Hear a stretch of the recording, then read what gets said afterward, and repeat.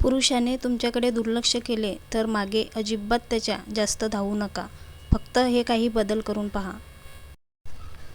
जेव्हा एखादा पुरुष तुमच्याकडे दुर्लक्ष करू लागतो तेव्हा तुमचे हृदय तुटते, आत्मा घायाळ होतो आणि मनात एक खोल अस्वस्थता निर्माण होते. हा असा क्षण असतो जेव्हा तुमचे अंतर्मन ओरडून सांगत असते की काहीतरी चुकीचे घडत आहे, पण तुम्ही चाहूनही स्वतःला रोखू शकत नाही. तुमच्या मनात विचारांचे काहूर माजते की माझ्याकडून काही चूक झाली का? त्याला आता दुसरी कोणी आवडू लागली आहे का?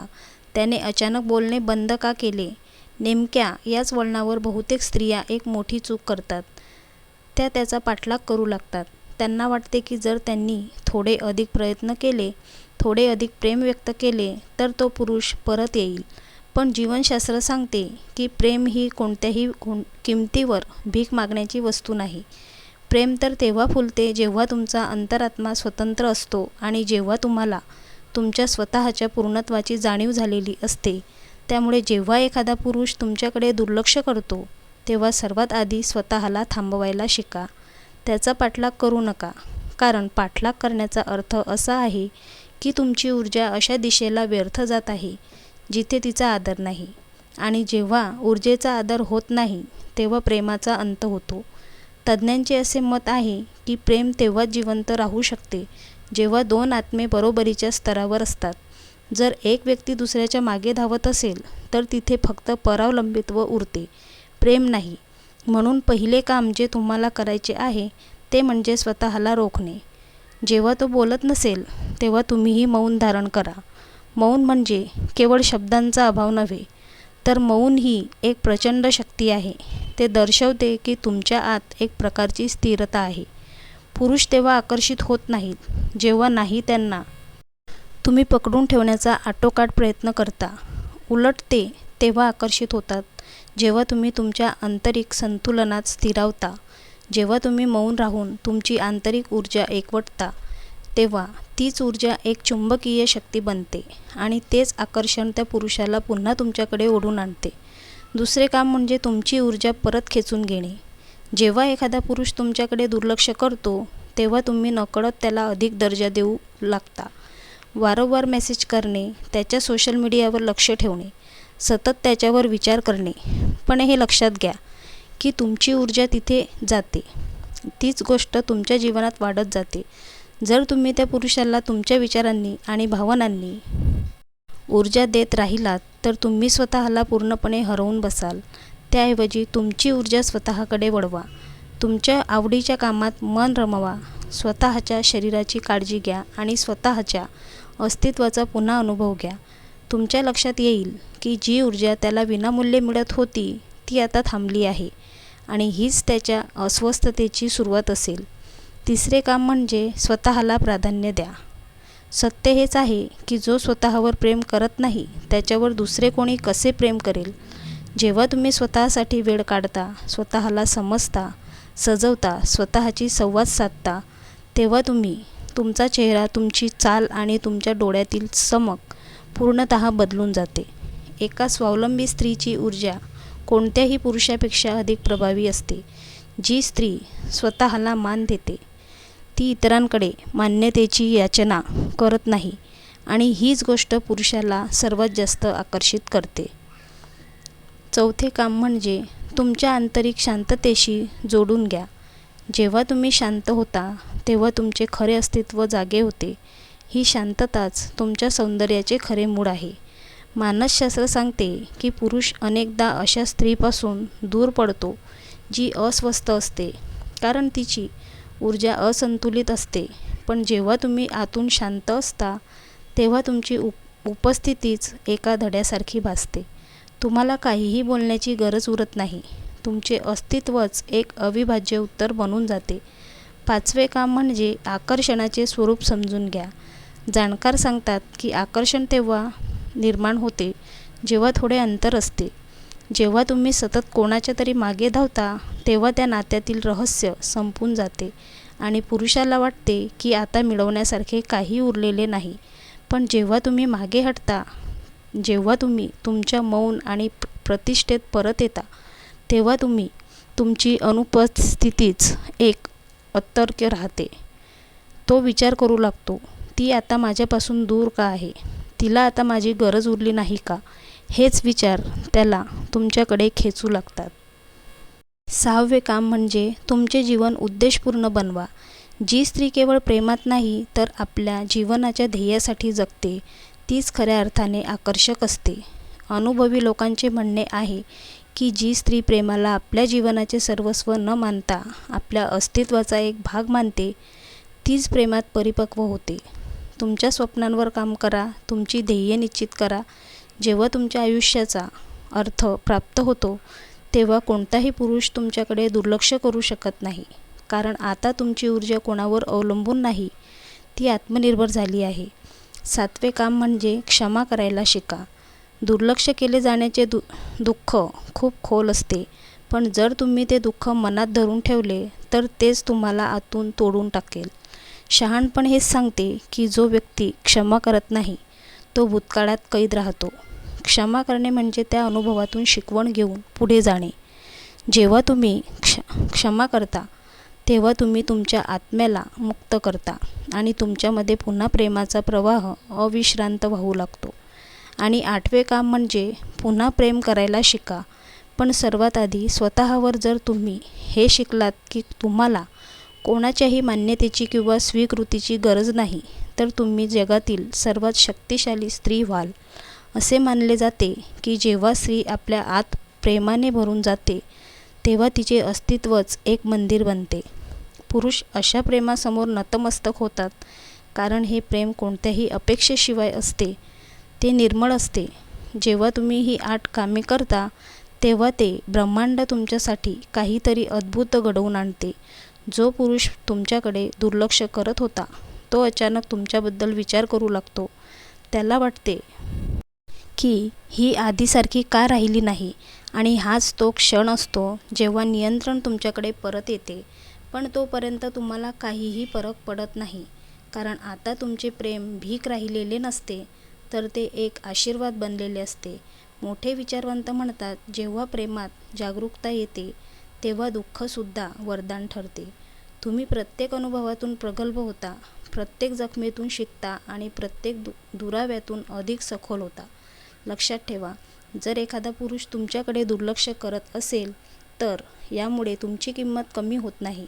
हे फक्त हे दर्शवते की तो तुमच्या ऊर्जेचा स्तर समजू शकला नाही, आणि जर तुम्ही त्या स्तराखाली जाऊन त्याचा पाठलाग केला, तर तुम्ही तुमची स्वतःची शक्ती गमावून बसाल. प्रेमाचा खेळ हा नेहमी ऊर्जेचा खेळ असतो.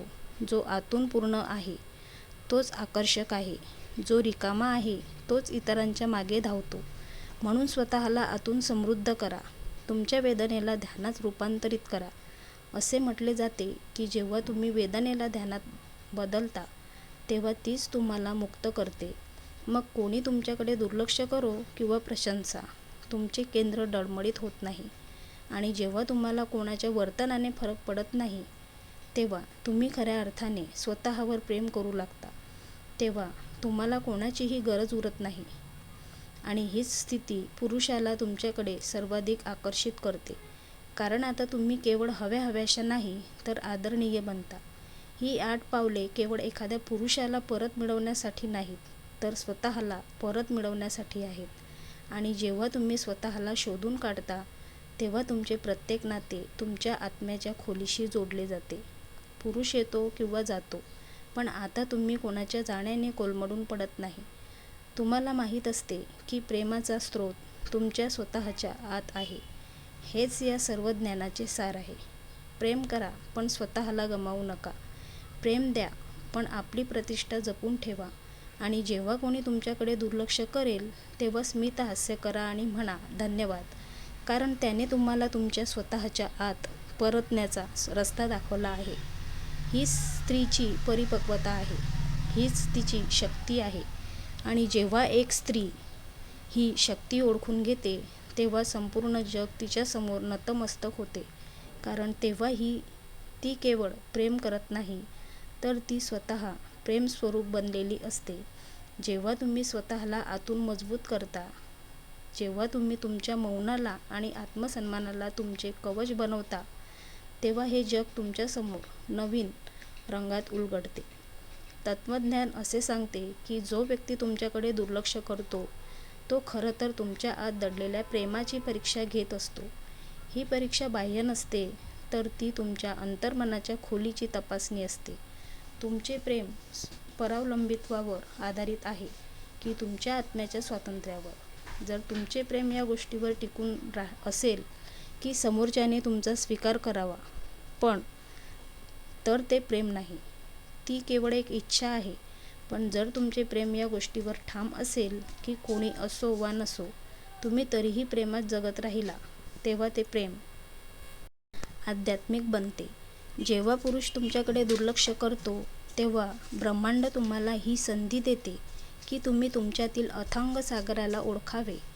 आधी तुम्हाला वाटायचे की तोच तुमचा किनारा आहे, पण जेव्हा तो किनारा सुटतो, तेव्हा तुम्हाला जाणीव होते की तुमच्या आतच संपूर्ण सागर सामावलेला आहे. हाच खऱ्या परिवर्तनाचा क्षण आहे.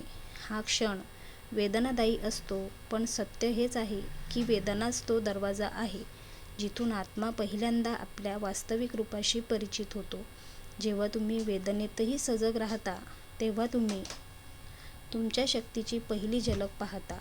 हळूहळू तुमचे लक्ष त्या पुरुषावरून हटून स्वतःच्या केंद्रावर येते आणि तेव्हा तुम्हाला उमजते की कोणाच्या दुर्लक्ष करण्याने तुमचे मूल्य कमी झाले नाही, तर तुमचे अस्तित्व अधिक सखोल झाले आहे. जी स्त्री स्वतःच्या आत परतते ती एक प्रकाश बनते. ती तक्रार करत नाही किंवा तडजोडही करत नाही. ती फक्त आपल्या प्रकाशात जगते आणि तिचा तोच प्रकाश सर्वांना आपल्याकडे खेचून घेतो. जो पुरुष आधी दुर्लक्ष करत होता, तो आता तिच्याकडे आकर्षित होतो, पण तोपर्यंत खूप उशीर झालेला असतो. कारण आता ती स्त्री आधीसारखी उरलेली नसते. ती आता कोणाची गरज नाही, तर कोणाचा तरी आशीर्वाद बनलेली असते. थोर विचारवंत म्हणतात, प्रेमाचा सर्वात सुंदर क्षण तो असतो जेव्हा प्रेम अपेक्षांच्या पलीकडे जाते. जेव्हा तुम्हाला हे समजते की कोणाचेही प्रेम तुम्हाला पूर्ण करू शकत नाही, तर तुमची स्वतःची जाणीवच तुम्हाला संपूर्ण बनवते.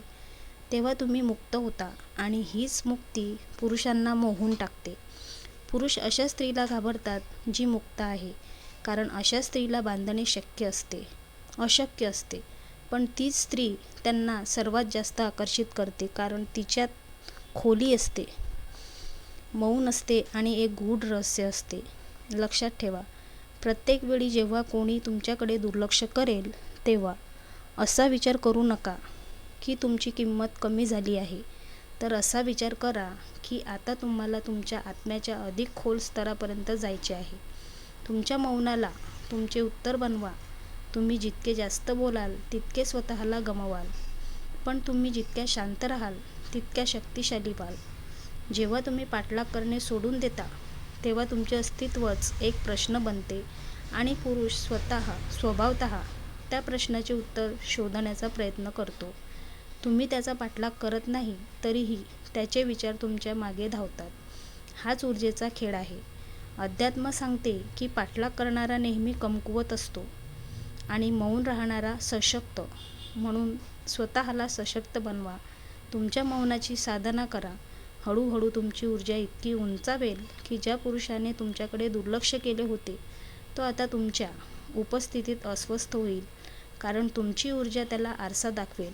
पण तोपर्यंत तुमच्या मनात कोणताही द्वेष नसेल, कोणतीही तक्रार नसेल, फक्त करुणा असेल. ही करुणा तुम्हाला अशा स्तरावर घेऊन जाईल जिथे तुम्ही प्रत्येक अनुभवाला प्रेमात रूपांतरित कराल. हाच मार्ग आहे, प्रतिक्रिया नाही तर रूपांतरण. दुर्लक्ष केल्यावर प्रतिक्रिया देऊ नका, तर त्या अनुभवाचे रूपांतर करा. हे रूपांतर म्हणजेच ध्यान आहे. जेव्हा तुम्ही आतून इतक्या सशक्त होता की कोणाचीही उपेक्षा तुम्हाला तोडू शकत नाही, तेव्हा तुम्ही संसाराच्या सीमांच्या वर उठता. तेव्हा प्रेम केवळ एक नाते उरत नाही, तर तो तुमचा स्वभाव बनतो. आणि जेव्हा प्रेम तुमचा स्वभाव बनतो, तेव्हा तुम्हाला कोणीही सोडून जाऊ शकत नाही, कारण आता तुम्ही कोणाशी जोडलेल्या नसून सर्वांशी एक झालेल्या असता. हेच या जीवनाचे अंतिम आवाहन आहे. जो तुमच्याकडे दुर्लक्ष करत आहे, तो तुम्हाला बाहेर शोधत आहे, आणि तुम्ही ज्या मौनात बुडालेल्या आहात, तुम्ही प्रेमाला स्वतःच्या आत मिळवलेले आहे. बाह्य प्रेम नेहमी अपूर्ण राहील, आंतरिक प्रेमच शाश्वत आहे. म्हणून जेव्हा पुढच्या वेळी एखादा पुरुष तुमच्याकडे दुर्लक्ष करेल, तेव्हा स्मित हास्य करा आणि मनापासून म्हणा, तू मला माझ्या स्वतःच्या आत परतण्याचा मार्ग दाखवलास. हेच हास्य, हेच मौन आणि हीच स्थिरता तुमची खरी शक्ती आहे. कारण आता तुम्ही ती नाही आहात जी प्रेमाची भीक मागते. तुम्ही ती आहात जी स्वतः प्रेम बनली आहे आणि प्रेमाचा वर्षाव करते. अशी स्त्री शेवटी जिंकते, कोणत्याही संघर्षाशिवाय, कोणत्याही गोंधळाशिवाय, केवळ आपल्या अस्तित्वाच्या जोरावर. जेव्हा स्त्री या अवस्थेपर्यंत पोहोचते, जिथे ती एखाद्या पुरुषाच्या प्रतिक्रियेच्या पलीकडे जाते, तेव्हा तिच्यात असा प्रकाश प्रकट होतो जो तिला आधी कधीच माहीत नव्हता. आता तिला समजते की दुर्लक्ष केले जाणे ही शिक्षा नव्हती, तर तो एक दैवी संकेत होता. तो संकेत होता की आता तुला बाहेर नाही, तर आत बघायचे आहे. थोर तत्त्वज्ञ म्हणतात, प्रत्येक वेळी जेव्हा कोणी तुम्हाला दुखावते, तेव्हा तो तुम्हाला स्वतःच्या आत जाण्याची संधी देत असतो. जेव्हा कोणी तुमच्या प्रेमाला प्रतिसाद देत नाही, तेव्हा तो तुम्हाला त्या प्रेमाच्या शुद्ध स्रोताकडे घेऊन जात असतो जो नेहमीपासून तुमच्यात होता. जी स्त्री हे सत्य समजते, तिच्या चेहऱ्यावर एक असीम शांतता असते. ती आता प्रतिक्रिया देत नाही, ती फक्त साक्षीभावाने बघते. पूर्वी ज्या गोष्टी तिला तोडून टाकायच्या, आता त्या गोष्टी तिला शिकवतात. पूर्वी जे शब्द तिला जाळायचे, आता तेच शब्द तिच्या आत करुणेचे फूल फुलवतात. ती आता प्रत्येक अनुभवात सौंदर्य पाहते, कारण तिला कळून चुकले आहे की कोणीही तिच्याकडे दुर्लक्ष करू शकत नाही. लोक फक्त स्वतःपासून दूर जाऊ शकतात. जेव्हा ती या समजूतदारपणापर्यंत पोहोचते, तेव्हा तिचे प्रेम केवळ एका पुरुषापुरते मर्यादित राहत नाही. आता तिचे प्रेम जीवन बनून जाते. वाऱ्याची प्रत्येक झुळूक, फुलांचा सुगंध आणि मावळता सूर्य, या सर्वांमध्ये तिला तेच प्रेम दिसू लागते. हे प्रेम मातेसारखे, करुणेसारखे आणि मौनासारखे असते. अटींशिवाय आणि अपेक्षेशिवाय. हेच प्रेम सर्वात आकर्षक आहे, कारण यात कोणतीही पकड नाही, कोणताही स्वार्थ नाही. सत्य हेच आहे की जेव्हा प्रेम पकड सोडून देते, तेव्हा त्याचे सौंदर्य शिखरावर असते. अशा स्त्रीसाठी आता कोणाचे दुर्लक्ष करणे किंवा मान देणे दोन्ही समान असते. आता तिला कोणाकडूनही काहीही नको असते, म्हणून प्रत्येक गोष्ट तिला नको असते म्हणून आपोआप प्राप्त होते. हेच आध्यात्मिक आकर्षण आहे. हे चुंबकीय तत्त्व आतून येते आणि ते आत्मस्वीकृती करून जन्माला येते. जी स्त्री स्वतःचा स्वीकार करते, ती संपूर्ण जगाचा स्वीकार करू लागते. आता जेव्हा एखादा पुरुष तिच्याकडे दुर्लक्ष करतो, तेव्हा ती स्मित हास्य करून विचार करते, कदाचित त्यालाही ही शांतता मिळावी. ती आता कोणालाही दोष देत नाही, कारण तिला माहीत आहे की प्रत्येक माणूस आपल्या चेतनेच्या स्तरावरच प्रेम करू शकतो. कोणी दुर्लक्ष करतो कारण तो प्रेमाला घाबरतो. कोणी पळून जातो कारण त्याला आपल्या सीमांची भीती वाटते. पण जी स्त्री आता आतून जागी झाली आहे, ती कोणाच्याही भीतीचा दंड कोणाला देत नाही. ती बस आपल्या प्रेमात स्थिर राहते. तिचे मौन आता उत्तर नसते, तर तो एक आशीर्वाद असतो. जेव्हा ती मौन राहते, तेव्हा ब्रह्मांड तिच्याभोवती तसेच शांत होते, जसा एखाद्या संत सरोवरात चंद्र उतरतो. या स्तरावर प्रेम आता संबंध राहत नाही. मैत्रिणींनो, व्हिडिओ कसा वाटला कमेंटमध्ये नक्की सांगा. व्हिडिओ आवडला असेल तर व्हिडिओला लाईक, शेअर आणि चॅनलला सबस्क्राईब करायला विसरू नका. आता भेटू पुढच्या व्हिडिओमध्ये. तोपर्यंत धन्यवाद.